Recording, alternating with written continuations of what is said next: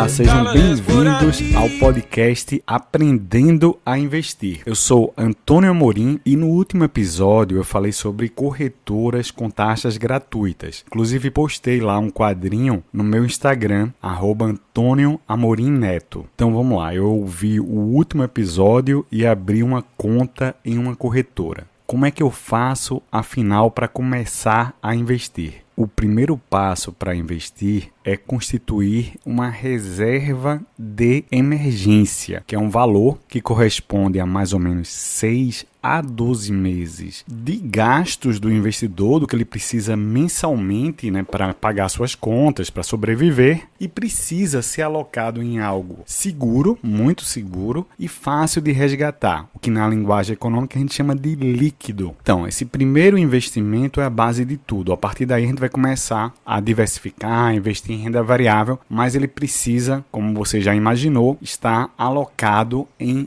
renda fixa. E por isso, a gente vai aprender um pouquinho mais sobre renda fixa hoje. A gente viu lá no primeiro episódio que a renda fixa é empréstimo. Você compra títulos e ao adquirir aquele título está emprestando dinheiro ao emissor, que pode ser um governo, pode ser uma empresa, pode ser um banco, enfim. A renda fixa, ela se divide em pré-fixada e pós-fixada. A renda fixa pré-fixada é aquela que você já sabe o quanto vai receber de juros. Por exemplo, eu compro um título do governo em que o governo vai me pagar uma taxa de juros de 10% ao ano. Então, essa taxa ela é pré-fixada. Eu já sei que vou ganhar 10% ao ano até o final do período lá, até o vencimento do título. Por exemplo, 5 anos, 8 anos, 15 anos, depende do vencimento do título. Existem vários vencimentos, vários prazos diferentes. Então, essa aí é a taxa pré-fixada. E a taxa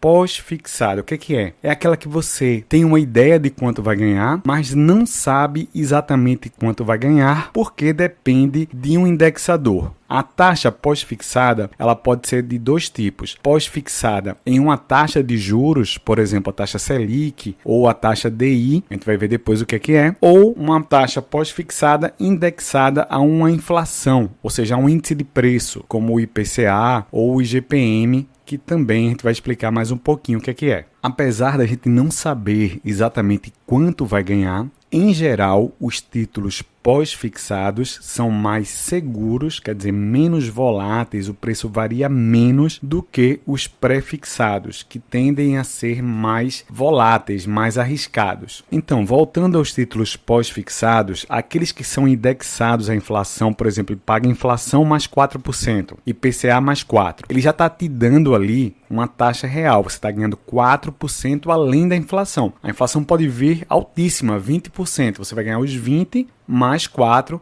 o que de certa forma vai te proteger contra os aumentos de preço, vai manter ali o poder de compra, o que é importante numa composição de carteira de longo prazo. Já os títulos ligados, indexados a taxas de juros, por exemplo, mais comum é a taxa DI, uma taxa formada entre bancos, empréstimos entre bancos diários através de um instrumento chamado CDI, forma essa taxa. Essa taxa é muito próxima à taxa que o governo paga em seus títulos, que é a taxa Selic, elas são quase iguais. O mais comum é a taxa DI. Essa taxa DI, ela tem baixa volatilidade, ela varia pouco, o que torna esse tipo de título, esse tipo de investimento bastante seguro em relação aos outros. Então, só para resumir, a gente está falando aqui sobre o primeiro investimento. Eu falei que era importante ter uma reserva de emergência e a gente falou de renda fixa, os seus tipos, pré-fixada e pós-fixada, ou em índice de preço, inflação,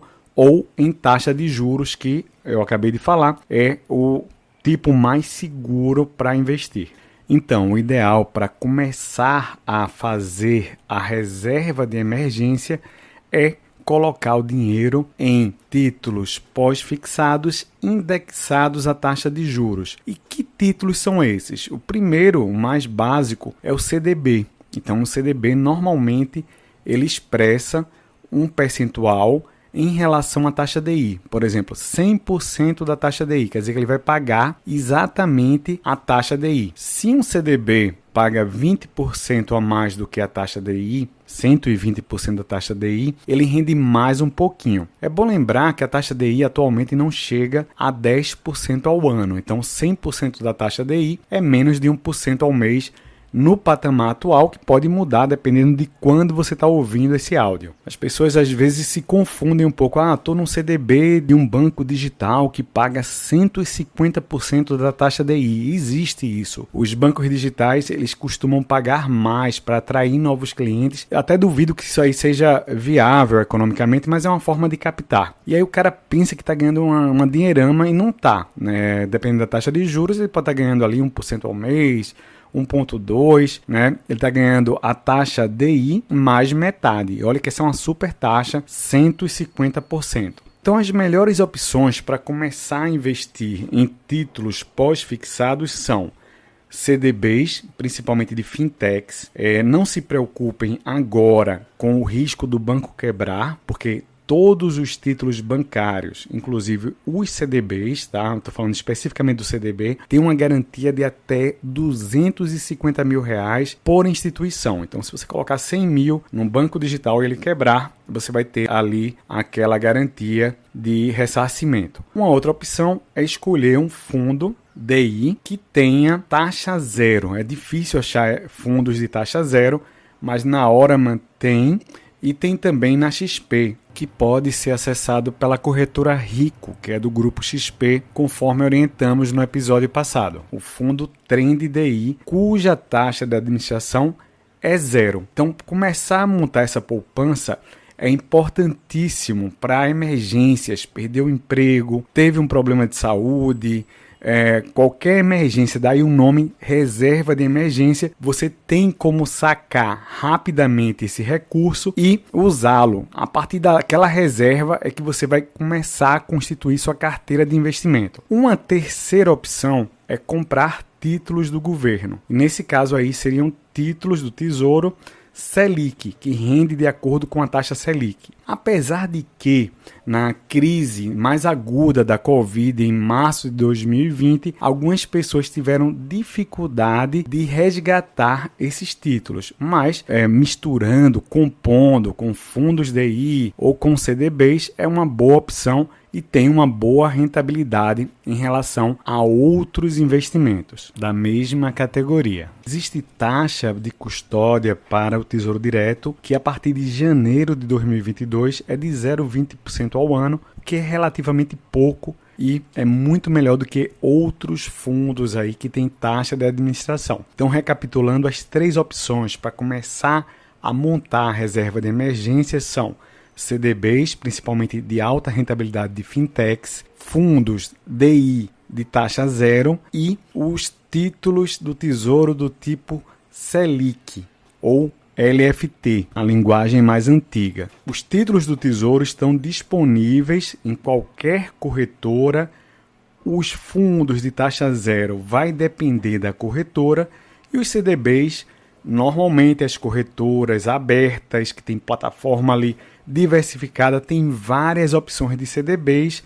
Lembrando que no caso específico do CDB, não para os demais instrumentos, existe uma garantia de até 250 mil reais do Fundo Garantidor de Crédito, o FGC. Lembrando que esses investimentos são os mais seguros do mercado, tá? São investimentos dentro do que a gente tem de opções, bastante seguros e com risco muito pequeno de variação do preço do ativo e também, quer dizer, de queda do preço do ativo, para ser mais específico, e também de perda do governo não pagar o que deve, ou do banco quebrar, ou o fundo quebrar. Isso é assim, a possibilidade é bastante remota. E aí, vamos começar a fazer a reserva de emergência? Abre aí a plataforma da corretora e qualquer dúvida pode falar comigo lá no Instagram. Então, o primeiro passo é ter de 6 a 12 meses de gastos alocados em reserva de emergência, que pode ser em CDBs de alta rentabilidade, em títulos do Tesouro Selic ou fundos do tipo DI com taxa zero ou próxima de zero. Vocês podem, inclusive, dividir um pouquinho em cada um se quiser. Fica até melhor. I need $1.